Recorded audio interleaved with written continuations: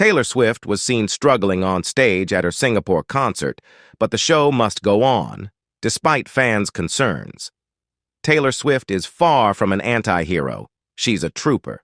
The show must go on for the superstar singer, despite new footage of her struggling with a cough on stage during the Singapore leg of her Eras tour. In a video shared on TikTok, the 34-year-old was seen repeatedly coughing and clearing her throat as she sang her hit song, Delicate, for her screaming fans at the city's Natio.